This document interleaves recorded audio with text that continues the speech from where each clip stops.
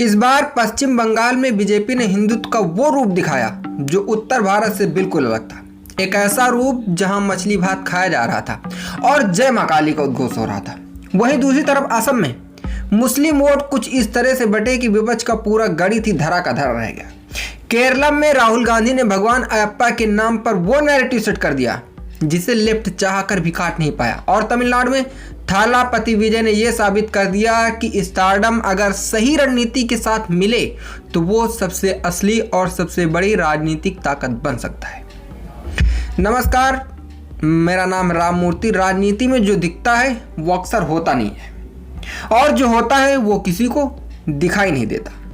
आज हम उन अदृश्य फैक्टर और सियासी मोड़ों की बात करेंगे जिन्होंने इन 4 राज्यों में ऐसा सस्पेंस पैदा किया जो किसी थ्रिलर फिल्म से कम नहीं है।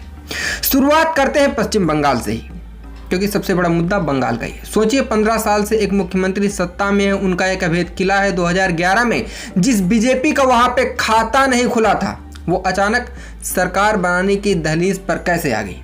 कहानी में पहला ट्विस्ट तब आया जब बीजेपी ने अपना सदियों पुराना शाकाहारी हिंदुत्व वाला चोला उतार के फेंक दिया। ममता बनर्जी ने एक चाल चली कि बीजेपी आई तो मछली खाना बंद करवा देगी, लेकिन उन्हें अंदाजा नहीं था कि बीजेपी इसका क्या जवाब देगी। अनुराग ठाकुर का कैमरे के सामने मछली खाना एक ऐसा फैक्टर था जिसने बंगाल के भद्र लोग और आम बंगाली को चौंका दिया, क्योंकि मंगलवार के दिन उन्होंने तिलक लगाकर मछली खाई थी। फिर नारा बदला, जय श्री राम की जगह जय मां काली। जब टीएमसी की साइनी घोष ने काबा और मदीना का गाना गाया तो बीजेपी ने इसे काली बनाम काबा का ऐसा ध्रुवीकरण बना दिया कि पूरा चुनाव इसी में पलट गया। लेकिन असली सस्पेंस अभी बाकी था। रैलियों में भाषणों के शोर के बीच एक खामोश खेल चल रहा था। SIR यानी सिस्टमैटिक डिलीशन ऑफ वोटर्स किसी को भनक तक नहीं लगी और 91 लाख वोटर लिस्ट से गायब हो गए। 7.66 करोड़ का आंकड़ा 6.75 करोड़ पर आ गया। 57 लाख हिंदू और 31 लाख मुस्लिम वोटर रातों रात लिस्ट से आउट हो गए। ये वो साइलेंट फैक्टर था जिसने 45 सीटों का पूरा समीकरण पलट दिया। जहां कभी टीएमसी लगातार जीतती थी वहां से हार के मार्जिन से ज्यादा वोट कट गए और बीजेपी 41 सीटें निकाल ली गई। और ताबूत में आखिरी कील ठोकी संदेश खली की रेखा पात्रा और आरजीकर की जो पीड़िता की मां थी देवनाथ ने। बीजेपी ने बड़े नेताओं की जगह इन पीड़ितों को टिकट देकर ममता के महिला वोट बैंक में खुलकर सेंध लगा दी। अब हम बात करते हैं असम की। असम यहाँ का सस्पेंस तो राजनीति के छात्रों को पढ़ाया जाना चाहिए। राज्य में 40% मुस्लिम आबादी है। नियम के हिसाब से तो यह जिसके साथ जाए उसकी सरकार पक्की है, लेकिन यहाँ हिमंता बिस्वा शर्मा ने डिवाइड एंड रूल का वो पन्ना खोला जिसने कांग्रेस और AIUDF को अलग थलग कर दिया। पहला बड़ा मोड़, हिमंता ने आसमी मुस्लिमों को मियाँ बांग्लादेशी मुसलमानों का डर दिखाया। वोट बैंक 2 हिस्सों में बंट गया। फिर एंट्री हुई सबसे बड़े फैक्टर की परसिमन 2023 में नक्शे पर कुछ ऐसी लकीरें खींची गई कि 40% आबादी होने के बावजूद मुस्लिम बहुल सीटें 41 से घटकर सिर्फ 26 रह गई। बीजेपी ने 90 में से एक भी मुस्लिम को टिकट नहीं दिया, फिर भी 10 साल की एंटी इंकम्बेंसी हवा हो गई। और ये ऐसा राजनीतिक चक्रव्यूह था जिसे विपक्ष आज तक समझ नहीं पाया है। दक्षिण के केरल में कहानी ने एक और दिलचस्प मोड़ लिया है। एक ऐसी पार्टी जिसका आधार ही कम्युनिज्म और नास्तिकता पर है, वो भगवान के नाम पर चुनाव हार गई।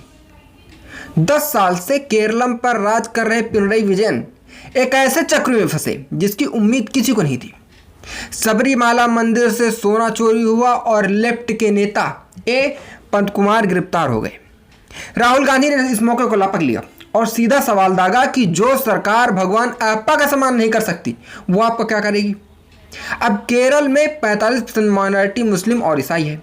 2021 में ये छिटक गए थे, लेकिन मंदिर विवाद और करप्शन के मोड़ों में ऐसा सस्पेंस बुना कि रातों रात ये 45% वोट खिसक कर UDF के पाले में चला गया। लेफ्ट 18 सीटों से गिरकर सिर्फ 1 सीट पर सिमट गया। और अंत में अगर हम बात करें तमिलनाडु की, तमिलनाडु का वो क्लाइमेक्स जिसने 50 साल पुरानी राजनीति की जड़ हिला दी। डीएमके और एआईएमडीएमके को लगा कि थालापति विजय सिर्फ एक एक्टर है, चुनाव आते हैं हवा निकल जाएगी, लेकिन यहाँ जो हुआ वो किसी ब्लॉकबस्टर का क्लाइमैक्स सीन था। विजय ने डीएमके के उसी सेंट्रल और कावेरी डेल्टा रीजन में हमला किया जिसे अभेद किला माना जाता था। और कहानी में सबसे बड़ा ट्विस्ट ये था कि विजय की पार्टी टीवीके में नेता कहां से आए। ये वो बागी थे जिन्हें डीएमके और एआईएमडीके ने किनारे कर दिया था। विजय ने युवाओं और महिलाओं को सोने की अंगूठी और 80% प्राइवेट जॉब का ऐसा चक्रू फैक्टर दिया कि दलित और अल्पसंख्यक वोटर जो 26% है वो डीएमके से खिसक कर विजय के पास चले गए। सिर्फ 3 महीने की रणनीति ने 107 सीटें जितवा दी। ये चारों राज्य साबित करते हैं कि सत्ता का गुरूर कभी भी किसी भी एक छोटे से फैक्टर या अचानक आए मोड़ से टूट सकता है।